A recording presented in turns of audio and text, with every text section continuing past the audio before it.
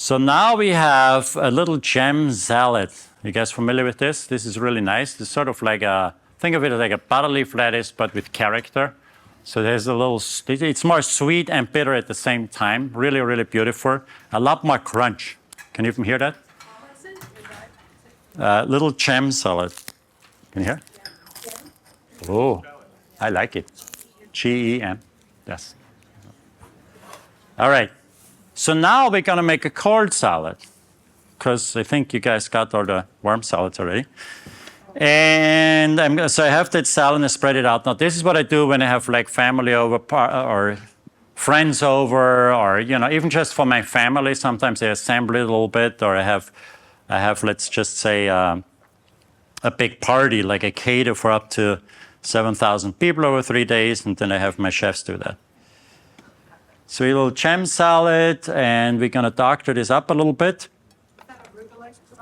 I put a little spicy arugula in there because I like to combine these flavors a little bit, okay? Now, I like to marinate these beans. I've said it before, but I'm going to drill this into you guys. Okay, so what can I use here? Always a little bit chili here. And I'm actually going to use chili powder here. A little oregano because I have it, okay? So it's really just to marinate them. Chef, is it better to marinate while the beans are cooking or like after what you're doing right now? Well, these are cooked, so I'm not going to be judgmental if you're quick and easy. This is all about quick and easy cooking, right? So this is about people who want to maybe buy the boxed beans, right? If you are cooking the beans, as I do too,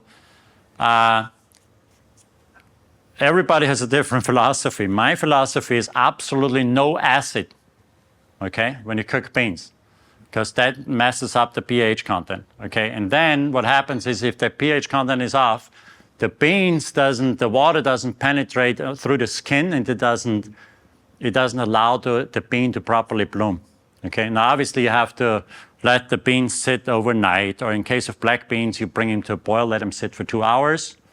Then you boil them all the way, right? I don't know how many of you know that, but anyhow, so, chickpea, all of them work differently.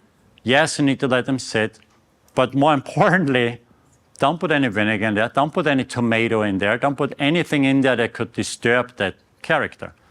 That said, I load it up again with spices, and I load it up with garlic, and I load it up with herbs like a bouquet garni and bay leaf and chili powder and chipotle and all these different chilies, especially black beans, okay? So definitely build the flavor there, but without the acid.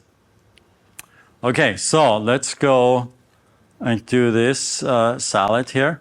So I've mentioned before, I really like the mangoes here because it gives me different mouthfeel, different viscosity. And there's actually nothing wrong with using green mangoes. You guys ever eat green mangoes or green papaya salad, right? It's really delicious, right? It's that green papaya salad. If you ever go and eat Thai, try that salad. It's really, really good. Okay, so I'm going to put this everywhere. And the bigger the platter, the nicer this will look, because this time it's all about the looks. Okay. Let's put hazelnuts on because I have them. Again, toast them a little bit. Okay, put them a little bit everywhere. Then we're going to do a little avocado here. Now, I really like the avocado when you split them up like this. So every bite should be having a little bit of that richness.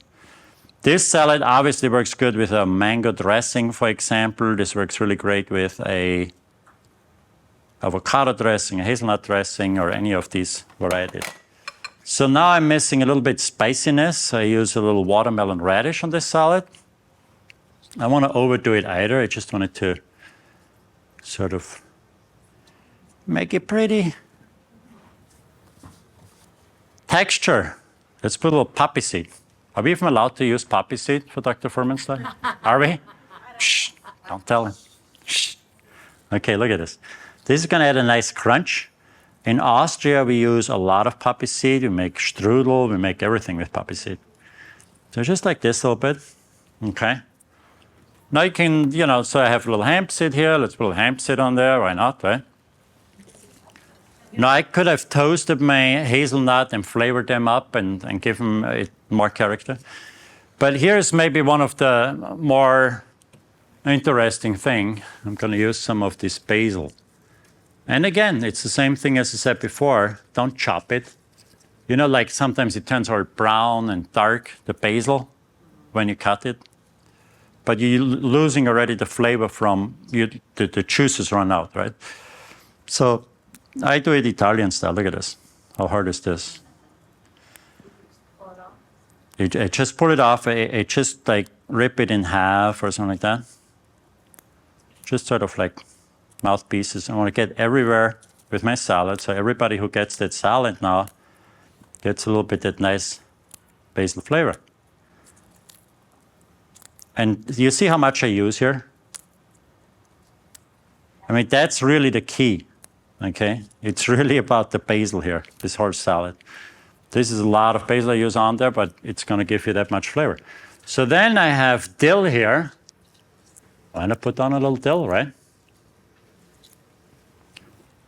Anybody likes dill here? You guys like dill? All right. Ooh, I'm impressed. I cannot sell it. If I put dill on the menu, I cannot sell it at all. Really? But in my catering, I put it everywhere, and everybody loves it. But you write it on a menu, and people are like, oh, no, I don't like dill, So it's just one of those things. Okay, so look at that.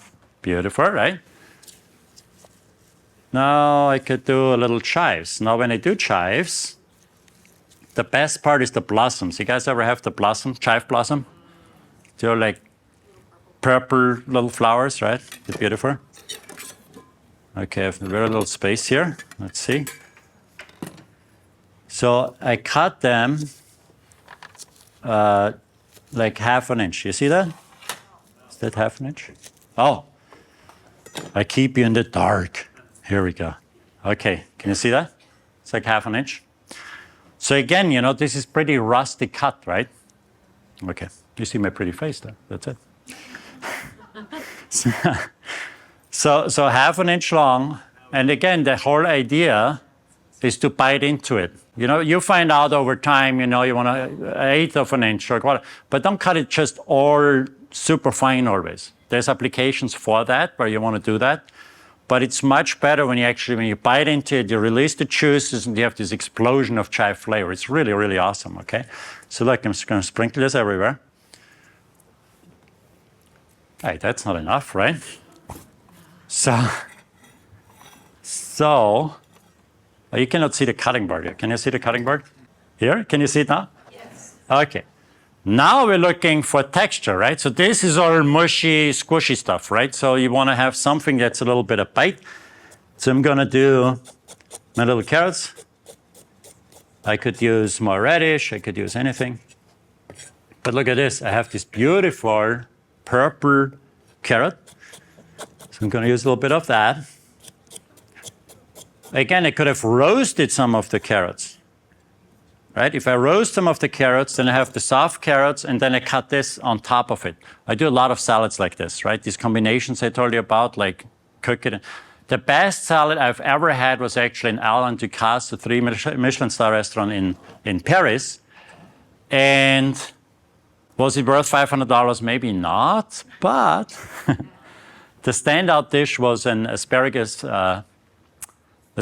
dish. It was actually a flan. But he had cut brunoise of the asparagus and put that in, and then he had a big chunk, and then he had a little flan, and then he had raw asparagus on top of it. It had been the first time that I had seen a raw asparagus application in a dish. It was mind-boggling. I mean, pure asparagus flavor, right? If you really like this high-end French cuisine, that it's really just about 2-3 flavors. Okay, typically in America we cook what I call curry, multiple flavors, right? But for high-end French cuisine, it's only 2-3 flavors, very distinct. It's by far the best asparagus dish I've ever had. Okay, so now we're going to put this on because it looks good and it has crunch. Okay, that's not enough. We just get started here, right? Okay, so now we put on a little bit of the, what is this? This is corn sprouts. And they're super sweet. You ever had that? Okay, can you see this here? Can you see this in the camera? They are super, super sweet. They're beautiful. Again, this is how you can balance a dish, okay? So you get the sweetness, you get the herbaceous flavor, you get the nuts in there, you get, the spiciness for the radish. That's not enough. Here, now this is when you do, like, for example, food photography, as you know, Christina. So then you finish it off, you save something nice, okay, the drama. Ooh. So I put the white flour with the red flour here, right? So this, now we're just goofing off. Let's say this is like you have friends over and you want to impress them. And you get a couple of flours. Now, whatever nutritional value that has or so on, sometimes it's just really about making it look pretty. And there it is. Okay. Did I say that? Did I forget something? The dressing. You got it. So I have a citrus dressing that will fit very nice. Okay, and I'm going to put this everywhere. So see how so like if your guests were showing up right now and everybody's already on the table, that's when you put this on. Yes. So we have lemon, lime, orange going on here, right? But you know what? I got to tell you, I love the raspberries, so why not put a couple of these? Now, one last thing. When you do these salads, keep in mind that without oil, you're going to use about twice, no, not twice, but like 30% more dressing than you normally would. Does that make sense? Yes. If you just start cooking this way, I highly recommend, think this through a little bit because oils are so dense. So when you're cooking nut dressings, you do need a lot more dressing, a lot more sauce. Like all these dishes have an extra sauce on the bottom of it. That's why I'm doing this, okay?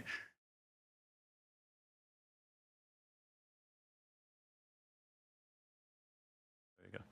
Okay, so then I do a raspberry dressing. And what I'm going to do here, what am I going to do here? I'm going to smush that with a fork.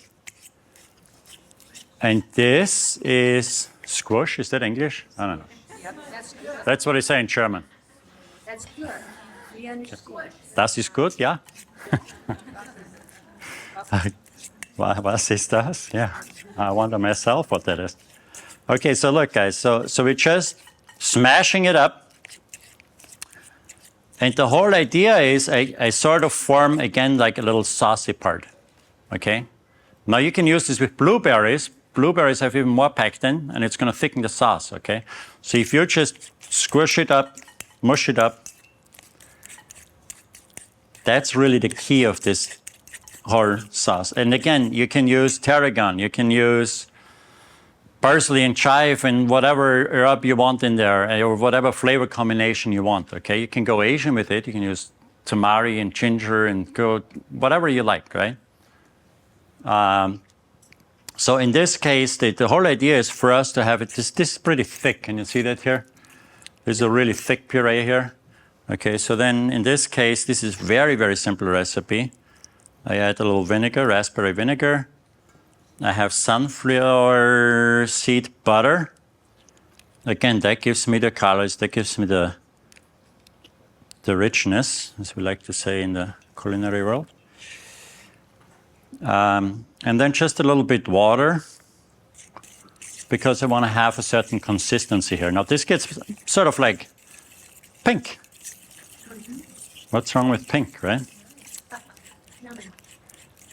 Now keep in mind, lots of herbs, okay? You can just go crazy on the dressing itself. The reason why I don't really like it in the dressing is because the vinegar always messes up the herbs, right? Then they turn brown and right? So I have these beautiful herbs, and then I put them in here, and then you lose the color and the vibrancy of these herbs, okay? So I just do it like this. Let's see, I'm gonna taste this first. Did I forget anything? No. We're watching you. A little on the sour side. So I just do a little bit more water here, okay? I want a good amount of acid for, because you gotta always think like, you know, by the time you put that into the salad, you thin it out, okay? Okay, that was really hard, huh? But what I do love about this dressing is a fork is all you need, right? Yes? Can we use frozen raspberries? Of course. Frozen raspberries, blueberries, blackberries, the mixed berries, or any of it will work really nice. Exactly. No, because from a nutritional perspective, freezing is the best choice, right? So you maintain the most nutrition by freezing, actually. That's your best quality, right? So for example, like salads that we get from, well, okay, I am in California. In Colorado, we get the salads from California. It takes 7 days to get there, and they've lost 70% of their nutritional value, right? So freezing, on the other hand, is a really good choice because you can preserve it and eat it at any point, anywhere. And from my reading, at least, that's the best method.